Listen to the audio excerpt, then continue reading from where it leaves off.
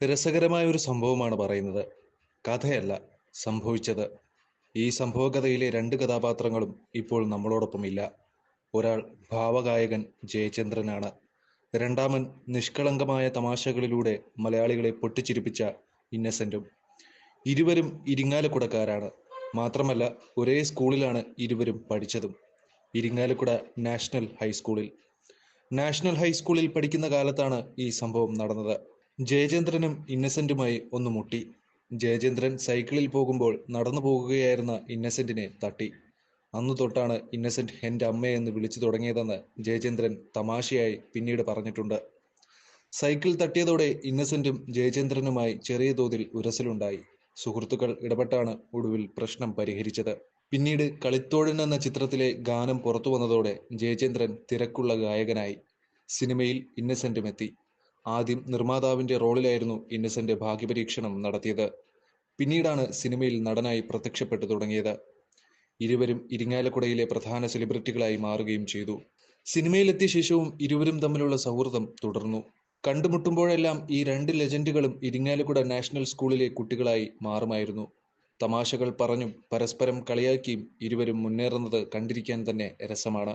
School പഠനകാലത്താണ് മറ്റൊരു ലെജൻഡിനെയും ജയചന്ദ്രൻ കാണുന്നത്. സാക്ഷാൽ KJ യേശുദാസിനെ. ഫോർട്ട് കൊച്ചിക്കാരൻ യേശുദാസും ജയചന്ദ്രനും സ്കൂൾ കലോത്സവത്തിന് എത്തിയതായിരുന്നു. ശാസ്ത്രീയ സംഗീതത്തിനും ലളിതഗാനത്തിനും യേശുദാസിനായിരുന്നു ഒന്നാം സമ്മാനം.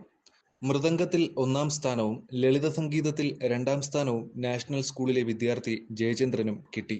ഇരിങ്ങാലക്കുടയിലെ പള്ളിപ്പെരുന്നാളും 8 വയസ്സു മുതൽ പള്ളിക്കുയറിൽ പാടിയതുമൊക്കെ ജയചന്ദ്രൻ ഓർത്തോർത്തു പറഞ്ഞിരുന്നു. ജീവിതാവസാനം വരെ ജയചന്ദ്രനും ഇന്നസെന്റും തനി ഇരിങ്ങാലക്കുടക്കാരായിരുന്നു. അഭിമുഖങ്ങളിലും പൊതുവേദികളിലും നാടിനെക്കുറിച്ചും പഴയ കാലവും ഇരുവരും വാചാലരായി. അങ്ങനെ അക്കാലവും ഇരിങ്ങാലക്കുടയും മലയാളികൾക്ക് സുപരിചിതമാണ്. മുൻചുണ്ടി ഉണ്ടായിരുന്നെങ്കിലും വലിയ നർമ്മബോധം ജയചന്ദ്രനുണ്ടായിരുന്നു. ചിരിക്കുകയും ചിരിപ്പിക്കുകയും ചെയ്തിരുന്നു ഭാവഗായകൻ. ഇന്നസെന്റ് ആണെങ്കിൽ അടിമുടി നർമ്മമായിരുന്നു. തൃപ്പൂണിത്തുറ രവിവർമ്മ കൊച്ചിനിയൻ തമ്പുരാന്റെയും സുഭദ്ര കുഞ്ഞമ്മയുടെയും 5 മക്കളിൽ ഒരാളായി എറണാകുളം രവിപുരത്താണ് ജയചന്ദ്രൻ ജനിച്ചത്. പിന്നീട് കുടുംബത്തോടൊപ്പം ഇരിങ്ങാലക്കുടയിൽ താമസമാക്കി. സംഗീതത്തിൽ പാണ്ഡിത്യമുള്ളയാളായിരുന്നു അച്ഛൻ. അച്ഛനായിരുന്നു ജയചന്ദ്രന്റെ ആദ്യ ഗുരു. ചെറുപ്രായത്തിൽ തന്നെ മൃദംഗവും അഭ്യസിച്ചു തുടങ്ങി. തെക്കേത്തല വറീദിന്റെയും മർഗലീത്തയുടെയും മകനായി 1948 ഫെബ്രുവരി 28-നാണ് ഇന്നസെന്റ് ജനിച്ചത്. Little Flower Convent High School, National High School, Don Bosco SNH School എന്നിവിടങ്ങളിലായിരുന്നു പഠനം. 8ാം ക്ലാസ് വരെയാണ് ഇന്നസെന്റ് പഠിച്ചത്. നാട്ടുകാരൻ കൂടിയായ സംവിധായകൻ മോഹൻ കഴിയാണ് വെള്ളിത്തിരയിൽ എത്തിക്കുന്നത്.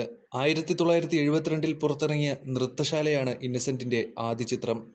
കരിയറിന്റെ തുടക്കകാലത്ത് ചലച്ചിത്ര നിർമ്മാതാവ് കൂടിയായിരുന്നു ഇന്നസെന്റ്.